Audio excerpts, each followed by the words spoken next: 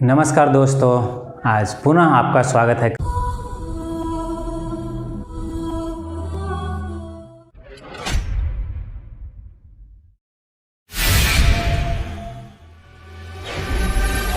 और आज हम लोग पढ़ेंगे इंडियन इकोनॉमी का एक बहुत ही महत्वपूर्ण चैप्टर मनी।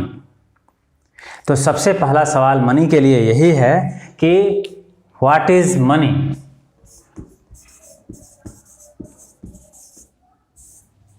मनी है क्या। तो अगर मनी की हम लोग बात करें तो ऐसे तो ये सामान्य तौर पर एक कागज़ का टुकड़ा हम लोगों को दिखाई देता है या सिक्के के रूप में दिखाई देता है। तो ये एक उदाहरण है आपके सामने पैसे का, लेकिन एक्चुअल में पैसा है क्या, इस बात को समझने के लिए आपको थोड़ा इतिहास के पन्नों को खंगालना पड़ेगा। अगर आप इतिहास के पन्नों में देखेंगे तो आप लगभग सभी राजाओं के लिए ये चीज़ देखे होंगे कि उन्होंने इस तरह से अपने मुद्राएं जो है जारी की। लेकिन जब मुद्राएं नहीं थी तो उस समय लोगों का काम कैसे चलता था, वहाँ पर कैसे काम होता था, उस बात को अगर समझ जाएं तो आप मनी के बारे में भी समझ जाएंगे कि आखिर मनी करता क्या है या मनी क्या है। तो जब हम बात करते हैं एंशिएंट टाइम की, तो उस समय लोग एक दूसरे से गुड्स का लेन देन करते थे। सामान जो है एक सामान दे करके दूसरे सामान को उसके बदले में लेते थे। तो ये एक्सचेंज वाला जो वैल्यू था, इसको बार्टर सिस्टम, विनिमय व्यवस्था बोलते थे। और इस विनिमय व्यवस्था से पुराने समय में ऐसा किया जाता था कि लोग अपनी ज़रूरतों को एक दूसरे से बदला करके पूरा करते थे। लेकिन जैसे जैसे इकोनॉमी का विकास हुआ, जैसे जैसे लोगों की आर्थिक गतिविधियां बढ़नी शुरू हुई, ट्रेड की शुरुआत हुई, तो अब समस्याएं आने लगी एक्सचेंज में। तो एक्सचेंज के लिए उस समय किसी न किसी चीज़ को लाना था, तो सबसे पहले शुरुआत हुई गोल्ड वैल्यू की। तो गोल्ड का कोई एक टुकड़ा जिसका एक वैल्यू सरकार ने बनाया कि इतना होना चाहिए। खास करके उस समय सरकारें नहीं होती थी। सबसे शुरुआत में गोल्ड का वैल्यू लगाने वाले मंदिर थे। मंदिरों ने इसकी शुरुआत की। उन्होंने एक खास अमाउंट के गोल्ड को किसी चीज़ के बराबर स्थापित किया। खास करके उस समय गाय का वैल्यू होता था, रेशम का वैल्यू होता था। इस तरह से चीज़ों का वैल्यू लगाना शुरू हुआ। तो मनी जो है, अगर हम सवाल का जवाब, जो हमारा पहला सवाल है व्हाट इज मनी, अगर उसका जवाब देना चाहें तो ये क्या है, मीन्स ऑफ एक्सचेंज। ये क्या है एक्चुअल में, मीन्स ऑफ एक्सचेंज है।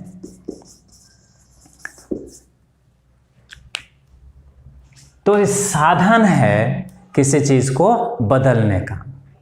आप कोई सामान खरीदना चाहते हैं, उसके बदले में आप क्या देते हैं, पैसा देते हैं। आप कोई सर्विस खरीदना चाहते हैं, आपने हेयर कट कराया है, आपने बाल कटवाया, आपने क्या दिया, आपने पैसा दिया उसको। तो ये क्या हो गया है, सर्विस के बदले में एक्सचेंज ऑफ मनी। तो ये एक्सचेंज का एक साधन है जिससे कि आपको कोई सेवा या कोई सामान आपको मिलता है, गुड्स और सर्विस आपके लिए अवेलेबल हो जाते हैं। अब जो मनी है ये कमाया जाता है, लोग कमाते हैं। अब लोग कमाते हैं तो रखते हैं, जमा करते हैं। तो इसको जमा करने का मतलब क्या है, इसको रखने का मतलब क्या है।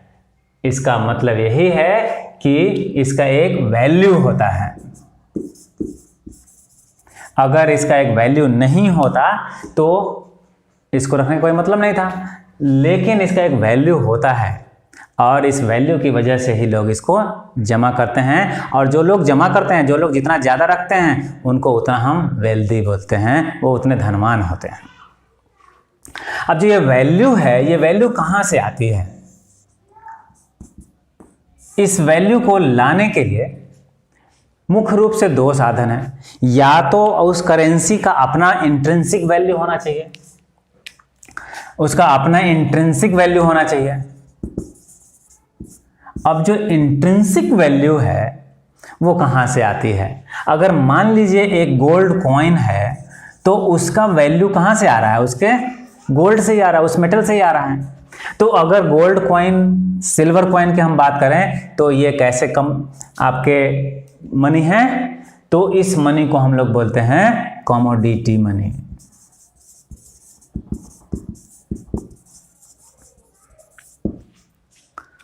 लेकिन ऐसा तो अब चलन में नहीं है। अधिकतर गोल्ड और सिल्वर के कॉइन्स तो अब बस लोगों के बक्सों में बंद हैं या सरकार के ट्रेजरी में बंद है। तो फिर अब सरकार क्या कर रही है? सरकार तो ऐसे सिक्के जारी करती नहीं है। तो सरकार अब क्या कर रही है? उसने एक नया सिस्टम अपना लिया, पेपर मनी का। कागज के टुकड़े पर सरकार इस बात की गारंटी देती है कि ये जो वैल्यू है इस पर लिखा हुआ, उसकी हम गारंटी ले रहे हैं। देखे होंगे किसी भी नोट के नीचे लिखा रहता है, मैं धारक को इतना रुपए देने का वचन देता हूं, और नीचे आरबीआई के गवर्नर का साइन होता है। तो अब पेपर मनी का चलन शुरू हो गया। एक्चुअल में पेपर मनी के चलन के लिए दो लोग मुख्य रूप से जिम्मेवार हैं। पहला तो गवर्नमेंट ये तय कर रही है कि इस पेपर मनी का वैल्यू है और उसकी गारंटी हम देते हैं। लेकिन अगर आपस में म्यूचुअल अंडरस्टैंडिंग के साथ अगर कोई एग्रीमेंट करता है तो भी किसी भी पेपर का एक वैल्यू हो सकता है। एकदम सिंपल, एक कागज का टुकड़ा उठाया, उस पर साइन किया, अपना सील लगाया और उस पर एक वैल्यू लिखा 10,000, और वो सामने वाले को दिया गया। सामने वाले ने एक्सेप्ट किया, और एक्सेप्ट करने के बाद उसके बदले में जो भी गुड्स उसको देना था उसने गुड्स डिलीवर किया, तो वो एक करेंसी हो जाएगी, वो एक मनी का रूप हो जाएगा। तो किसी भी व्यक्ति के द्वारा यह चलन में लाया जा सकता है अगर दो लोग इस बात के लिए राजी हो जाते हैं कि ठीक है, आपने जो हमको वैल्यू दिया है उसके बदले में हम आपको गुड्स देंगे, आपके पेपर पे जो भी आपने साइन किया है उसके बदले में। और ऐसा अक्सर आप देखेंगे बाजार में ऐसा होता है, हर रोज होता है। यहाँ तक कि चाय वाले के लिए भी ऐसा होता है कि 10 चाय किसी ऑफिस में गई, वहाँ का जो मैनेजर है उसने उस पर एक कागज़ के टुकड़े पे लिख के उसको दिया 10 चाय इतने रुपए, वो लेके चला जाता है और वहाँ पर आराम से उसको रख लेता है। जब महीना पूरा होता है वो पेपर्स लेके आता है, बोलता है सर आपके इतने टोटल हुए, आपके देख लीजिए, आपके साइन किए हुए हैं, और उसके बदले में उसको पैसे मिलते हैं। तो इस तरीके से पेपर मनी का चलन शुरू हुआ। आज जो गवर्नमेंट चला रही है इसको फिएट मनी कहते हैं। ये फिएट मनी क्यों फिएट मनी हो गया? क्योंकि गवर्नमेंट इसको इस बात के लिए ऑथराइज कर रही है कि इसको मनी के रूप में इस्तेमाल किया जाए। यही लीगल टेंडर भी है, यही लीगल टेंडर भी है। अगर आप लोगों को नोटबंदी की मोदी जी की जो स्पीच थी अगर आपको ध्यान हो, तो उन्होंने एक लाइन उसमें बोला था, आज रात 12 बजे के बाद 500 और 1000 के नोट लीगल टेंडर नहीं रहेंगे, मतलब उसको भुगतान में इस्तेमाल नहीं किया जाएगा। और भुगतान में इस्तेमाल करते हैं अगर, तो आप प्रेशराइज नहीं कर सकते हैं सामने वाले को कि हाँ हम आपका जो पेमेंट है इस करेंसी में करेंगे और आपको लेना पड़ेगा, ऐसा आप नहीं कर सकते थे। तो ये लीगल टेंडर के रूप में भी है। जो भी गवर्नमेंट आज 1000 का नोट अब बंद हो चुका है, तो 2000 के नोट जो आए हैं वो अब लीगल टेंडर बन गए हैं। 500 का नोट पहले भी होता था, आज उसका रूप बदल करके आ गया है। 500 के नोट भी लीगल टेंडर आज के लिए वही है। तो इस तरीके से जो मनी है उसके वैल्यूज कहाँ से आते हैं? अब जब वैल्यू है इसका, तो वैल्यू होगा अगर किसी भी चीज़ का, तो वो घटेगा या बढ़ेगा, उसमें स्थिर वो नहीं रहेगा। तो वो चीज़ अगर हम इसके वैल्यू की बात करें तो वैल्यू घटना और बढ़ना पॉसिबल है किसी भी चीज़ का जिसकी भी वैल्यू होती है। तो अगर मनी का वैल्यू बढ़ रहा है तो इसको डिफ्लेशन की स्थिति कहते हैं, मुद्रा संकुचन की स्थिति कहते हैं। और अगर वैल्यू कम हो रहा है तो इसको इन्फ्लेशन की स्थिति कहते हैं। तो किसी भी करेंसी का वैल्यू जब घटता है तो उस स्थिति को हम लोग इन्फ्लेशन और अगर उसका वैल्यू बढ़ता है तो उसको डिफ्लेशन कहते हैं। अब डिफ्लेशन में क्या होगा, एक्चुअल में हिंदी में तो मैंने बता दिया, मुद्रा संकुचन, मुद्रा का सिकुड़ना।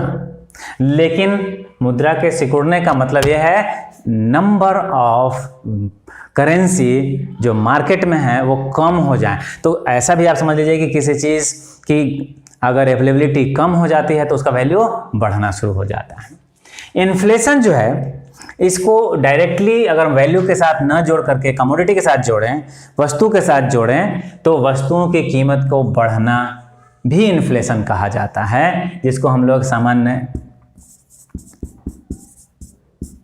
भाषा में महंगाई कहते हैं। तो जो महंगाई है वही इन्फ्लेशन है। मतलब एक समय में आपका जो पैसे का वैल्यू है वो अगले समय में, मतलब अगर हम साल भर का रेंज ले लें तो अगले साल उतना ही रहेगा, इस बात की कोई गारंटी नहीं है। अगर महंगाई हुई तो आपके पैसे का वैल्यू घट जाएगा। तो इस तरीके से वैल्यू जो है बढ़ना और घटना पॉसिबल है आपके करेंसी का। ये करेंसी के वैल्यू और भी कई तरीके से घट बढ़ सकते हैं। यहाँ तो मैंने सिंपल आपको बताया कि घटने की स्थिति, बढ़ने की स्थिति क्या है, इसके पीछे कई सारे रीजन हो सकते हैं। वो डिमांड ड्रिवन हो सकता है, वो सप्लाई ड्रिवन हो सकता है। सरकार ने बहुत सारे नोट छाप करके बांट दें अगर लोगों में, तो पैसे का वैल्यू गिर जाएगा।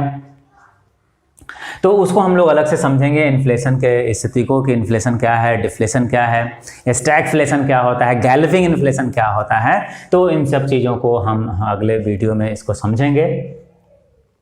अब यहाँ पर देखते हैं, फिर अब हम लोग आ जाएं मनी के ऊपर। तो पैसा अगर कमाने से आदमी धनाढ्य होता है, आदमी अमीर होता है, तो पैसा तो कमाना पड़ेगा। तो पैसा हम क्या कर रहे हैं, कमाएंगे, अर्न करेंगे। पैसा अर्न करने के तरीके भी तो अलग हो सकते हैं। तो पैसा हम कैसे अर्न कर सकते हैं, लीगली। सामान्य तौर पर जैसे हम काम कर रहे हैं, काम करेंगे, अगर हमको पैसा मिलता है तो वो क्या हो गया, लीगल मनी। जो लोग नौकरी कर रहे हैं, जो लोग मेहनत कर रहे हैं, मेहनत करके काम कर रहे हैं, बिजनेस कर रहे हैं, वो लोग लीगली पैसा कमा रहे हैं। तो लीगल तरीका हो गया पैसा कमाने का। लीगल तरीके से पैसा जब कमाते हैं तो इसका आपके पास अकाउंट्स होता है, इसका आपके पास हिसाब होता है। अगर इनकम टैक्स डिपार्टमेंट आपसे पूछे कि आपके पास पैसा कहाँ से आया, तो आप उसका हिसाब दे सकते हो। लेकिन अगर आपने कमाई किया इलीगल तरीके से, अगर आपने इलीगल तरीके से कमाई किया तो आप उसका हिसाब नहीं दे पाओगे। तो जब लीगल तरीके से कमाई की जाती है तो इससे क्रिएट होता है वाइट मनी। और अगर इलीगल तरीके से जो कमाई होता है, जिसका आपके पास कोई हिसाब नहीं है, या आप हिसाब देना नहीं चाहोगे, या आप अगर हिसाब दोगे तो फंसोगे, तो ऐसे कंडीशन में आप नहीं दोगे, तो वो मनी बनेगा क्या, वो क्रिएट करेगा ब्लैक मनी। तो वाइट मनी, सामान्य तौर पर जो भी पैसा आप कमाते हैं, हिसाब रखते हैं, वाइट मनी।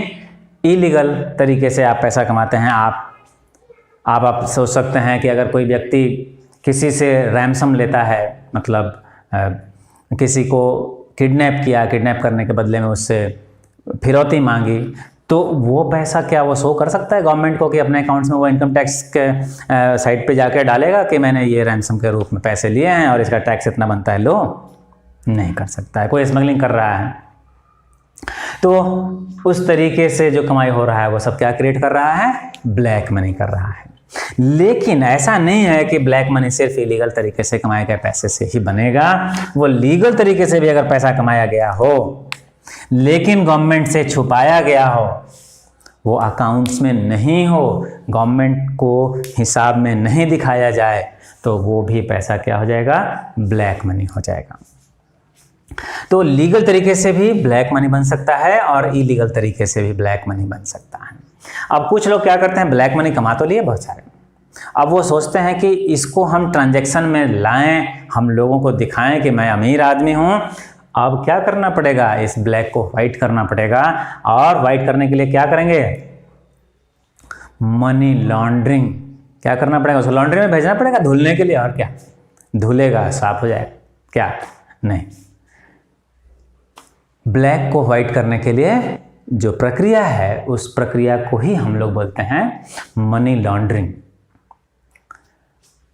तो मनी लॉन्ड्रिंग क्या है एक्चुअल में, ब्लैक को वाइट में कन्वर्ट करना मनी लॉन्ड्रिंग कहलाता है।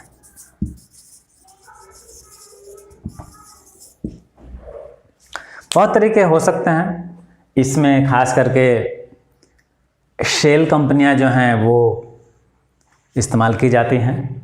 लोग देश से बाहर भी पैसे भेज देते हैं ब्लैक मनी को खास करके, और फिर बाहर से किसी शेल कंपनी को बना करके या किसी को कर्ज में दिखा करके वो वापस लाते हैं।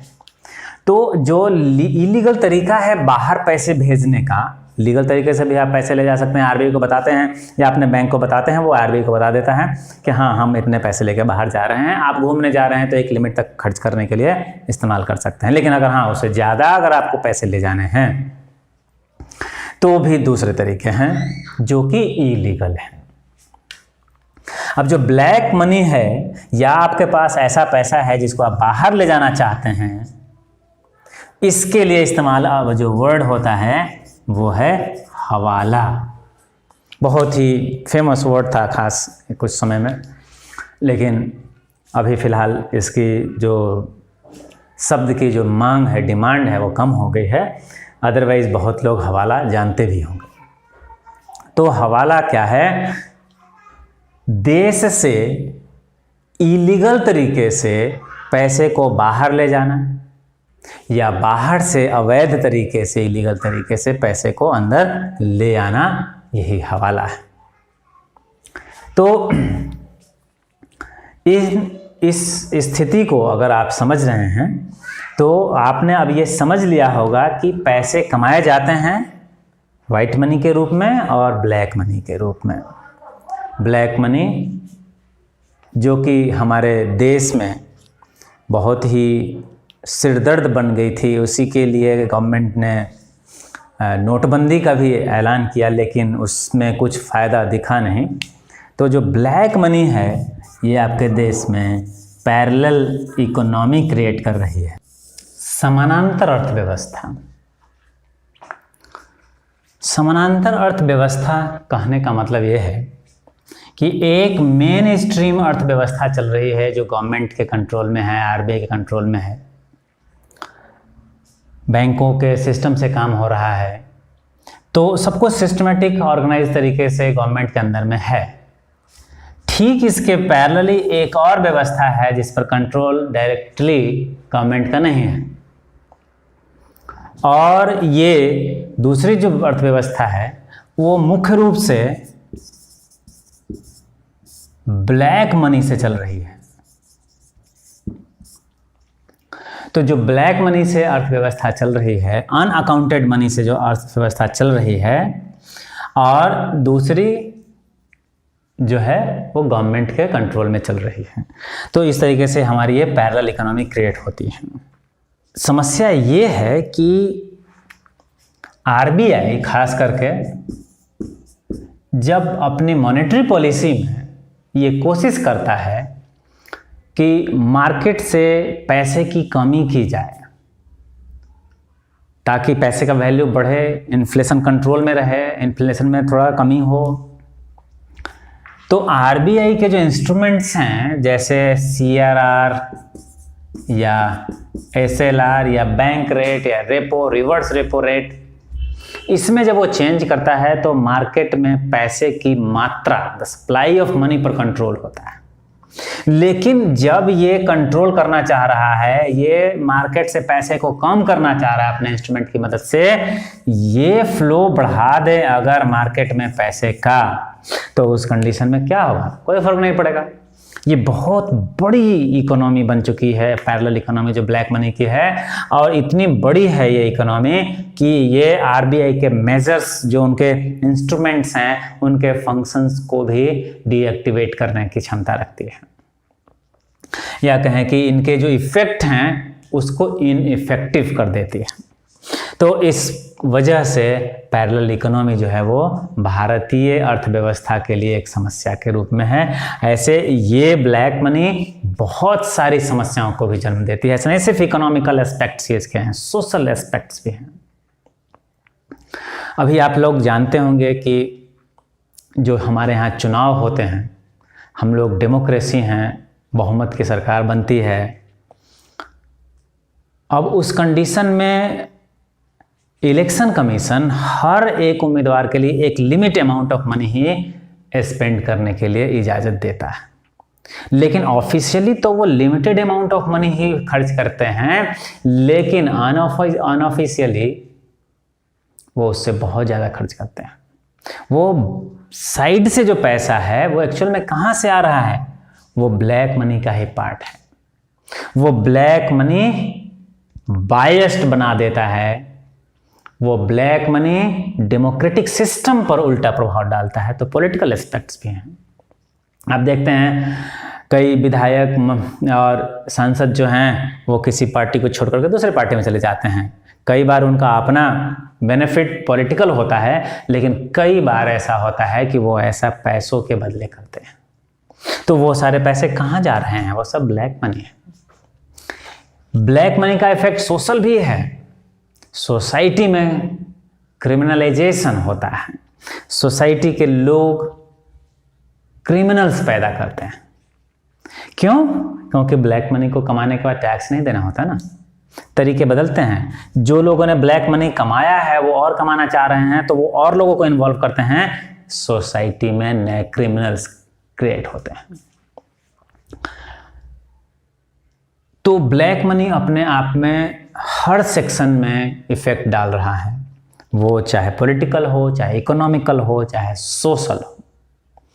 तो इस बात को यहाँ पे समझने की ज़रूरत है मनी के साथ। तो ये भी एक पार्ट हो गया मनी का। अगले वीडियो में हम लोग समझेंगे कि मनी के लिए मार्केट होता है, मनी मार्केट। तो जो पैसे हैं उसके लिए बाजार है, वो खरीदा बेचा जा सकता है, या कहें कि एक दूसरे को किसी खास चीज़ के एवज में बदला जा सकता है। तो हम लोग मार्केट को समझेंगे, और मार्केट में हमारा जो मेन फोकस होगा वो एक तो हो गया मनी मार्केट, और मनी मार्केट के साथ में कैपिटल मार्केट। तो अगले क्लास में हम लोग मनी मार्केट और कैपिटल मार्केट को समझेंगे। तो अभी तक आप मनी के बारे में समझ गए होंगे। कई सारे टर्म्स हम लोगों ने किए हैं इसके अंदर, वो सब कुछ समझ में आना चाहिए। और अगर नहीं आया हो तो निश्चित रूप से कमेंट में बताएं, मैं उस कमी को दूर करने की कोशिश करूँगा। और अगर आपको ये वीडियो पसंद आया हो तो इसे लाइक करें, अपने दोस्तों में शेयर करें, और अगर हमारा चैनल अभी तक सब्सक्राइब नहीं किया है तो चैनल सब्सक्राइब कर लें। धन्यवाद।